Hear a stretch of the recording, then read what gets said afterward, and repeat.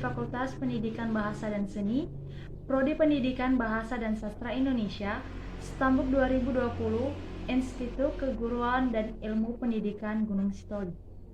Perkenalkan, nama saya Esther Julia Mendova.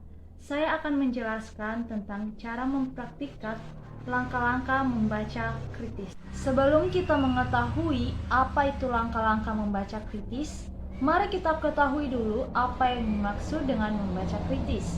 Membaca kritis adalah kemampuan pembaca mengelola bahan bacaan secara kritis untuk menemukan keseluruhan makna bacaan, baik makna tersurat maupun makna tersirat, melalui tahap mengenal, memahami, menganalisis, mensintesis, dan menilai.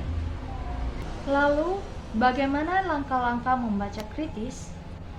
Yang pertama, melakukan survei pada isi buku. Langkah awal yang harus dilakukan ialah dengan membaca terlebih dahulu bahan bacaan secara sepintas pada bagian-bagian tertentu saja, untuk mendapatkan gambaran umum bacaan tersebut. Bagian-bagian yang perlu diperhatikan dalam membaca kritis diantaranya ialah paragraf awal, paragraf akhir, dan juga beberapa paragraf tengah.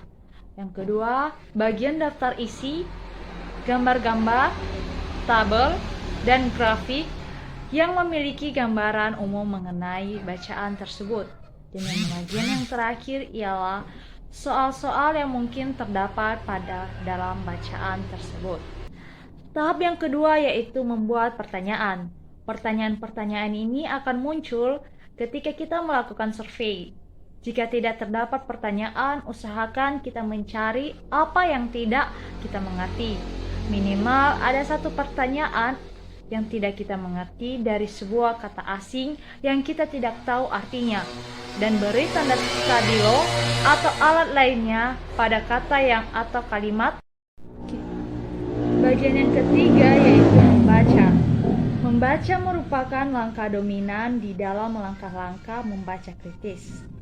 Ini sebagai metode untuk mencari jawaban dari pertanyaan-pertanyaan yang muncul dalam proses survei bacaan tersebut. Bacalah dengan teliti dan juga seksama. Baca juga bagian dari bagian untuk menangkap kesimpulan dari tiap bagian bacaan. Usahakan jangan pindah bagian terlebih dahulu jika kita belum mengerti dan memahami bagian tersebut. Bagian keempat yaitu evaluasi. Evaluasi merupakan langkah di mana terdapat pertanyaan yang muncul. Apakah kita sudah menguasai bahan?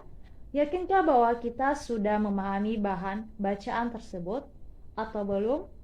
Jika belum, cobalah cari apa yang Anda tidak mengerti dan temukan jawabannya. Bagian yang kelima yaitu meninjau ulang. Meninjau ulang merupakan cara terakhir kita dalam melakukan membaca kritis. Cobalah kita menutup dulu bukunya, lalu pikirkan apa yang kita dapatkan dari hasil bacaan tersebut. Tuliskan hasil pikiran kita tersebut di dalam selembar kertas dan bandingkan tujuan kita dengan apa yang terdapat pada buku bacaan tersebut. Sekian dan terima kasih. Mohon maaf jika ada kesalahan dari tutur kata saya dalam penyampaian saya. Mohon dimaafkan.